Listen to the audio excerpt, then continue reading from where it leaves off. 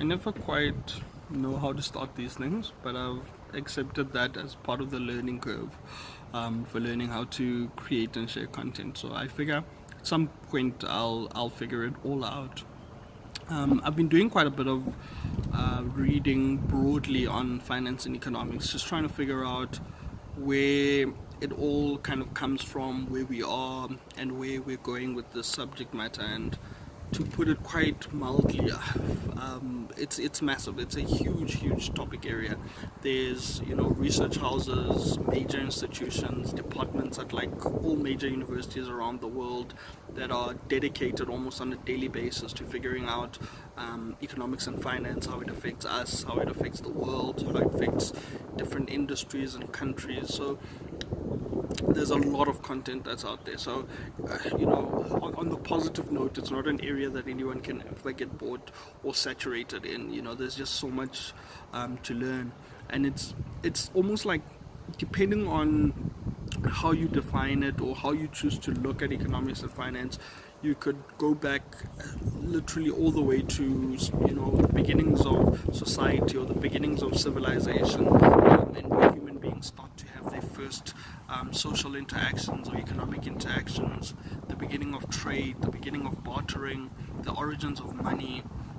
So you go back thousands of years looking at economics, or you can choose to define economics as when you start to see the original economic theory with economists like Adam Smith, Thomas Malthus, David Ricardo, many others, and this is the beginning where you start to see writings on economics that are distinct from philosophy, distinct from politics, and a lot of academics start to say this is the beginning of economics, and yet you'll still find other people arguing that economics is actually quite young. It starts about 60 years ago. It starts with the Great Depression, actually, and you start to find post the Great Depression, you get economists like John Maynard Keynes, Milton Friedman. You start seeing the first time that people start to test things that were almost assumed about economics, and this is when a lot of academics start to say this is where economics really starts to stand out on its own, when it gets tested, when it starts getting questioned. And so depending on how you choose to look at it, you can say economics is anywhere from 60 to 9,000, 12,000 years old, but that is very dependent on what you choose to define as economics.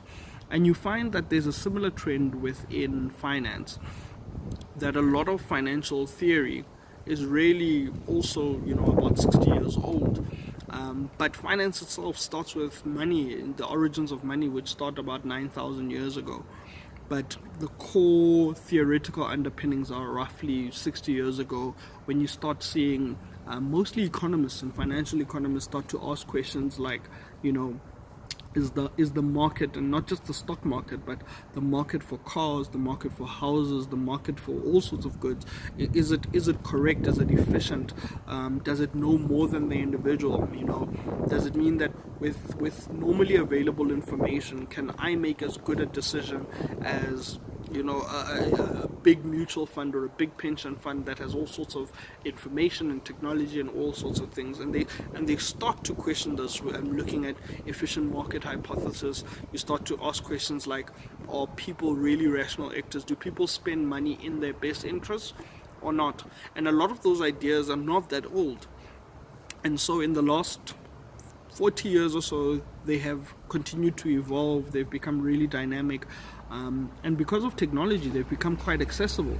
And so ideas that were very far, that were very complicated, that people would say, well, I don't understand this or that about money, are now really accessible. If you have a Wi-Fi enabled cell phone, you can Google, or you can go onto different websites and research all this stuff, and so it's changed the landscape of what is finance, what is economics, where do they start, where do they end.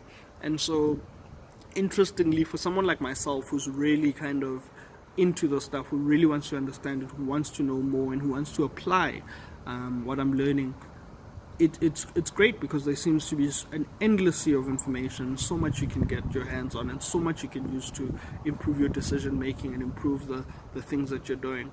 But it also offers quite a double-edged sword, because with so much available, with so much information, so much knowledge, how do you consume it? How do you then, as much as I want to dedicate myself and go on a journey, I don't want to just kind of create chaos.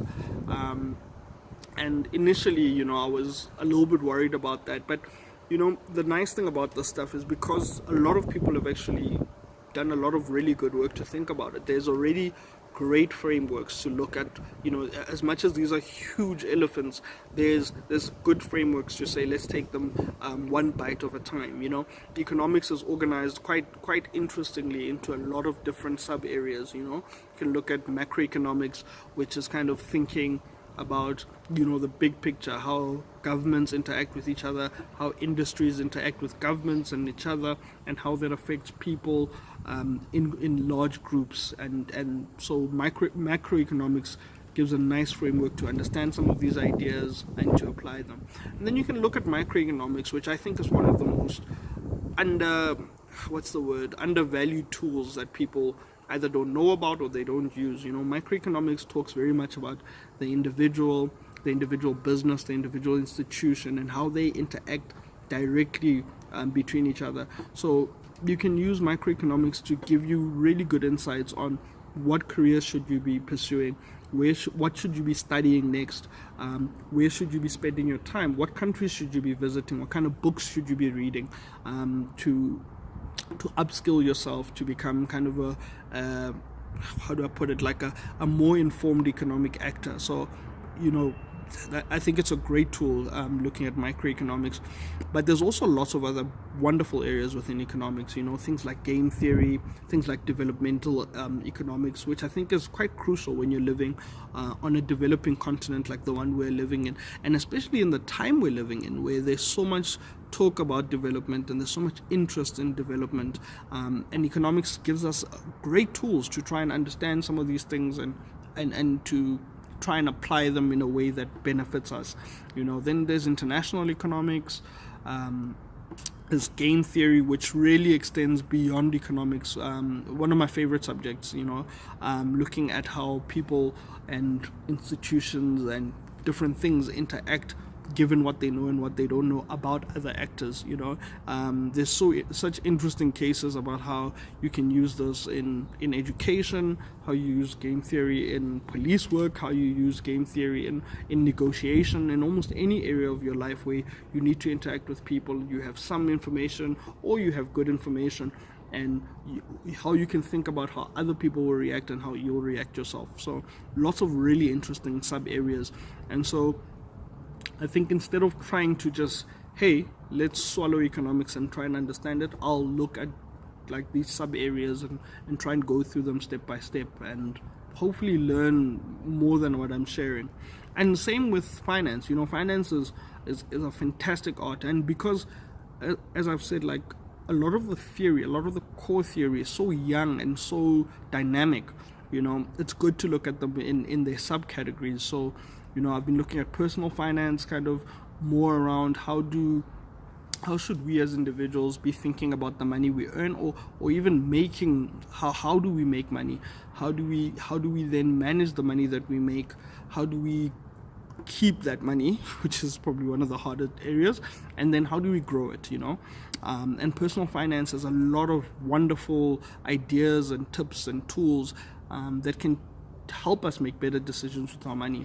And then we can look at corporate finance, which I mean, if you're working in a corporate or you're running your own business, is a really important area to figure out how do businesses make decisions about the money that they're in charge of. And one of the bigger differences between personal finance and corporate finance is that whereas in personal finance, where you are managing your own money, in corporate finance, a lot of the time that money is being managed by managers, and you might be one of these managers. And so if you are working within a corporate or you want to work with corporates, I think corporate finance becomes one of the most key areas that can really help your development. And then we can look at, I think, one of my favorite areas, pretty much my favorite area, which is investment finance, which is more obsessed with how can you efficiently use certain ideas and tools to grow your money. Looking at what does it even grow money mean? What does performance around money? What does risk mean? What are assets? What are liabilities? and how do you use some of these tools to invest your money and grow the money for different time periods, for the short term, for the medium term, for the long term, for generations to come. And so we'll look at some of this investment finance and look at some of these ideas, which I think for me is slowly and quickly turning into an obsession.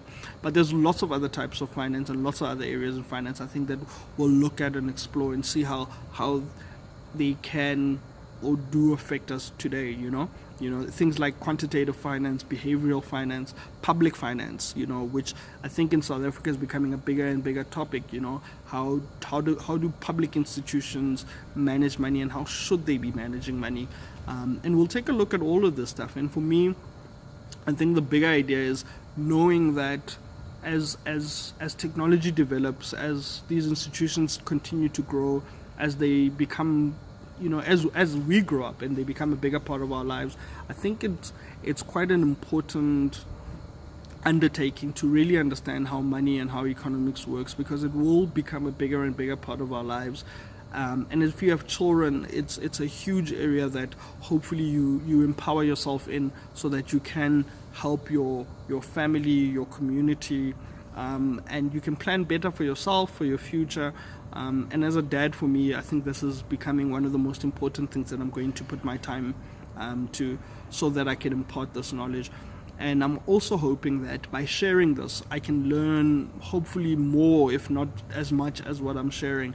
And I can get feedback, and I can get, tips and ideas on how to get smarter around this area, because I think it's going to become a more and more vital area in our lives.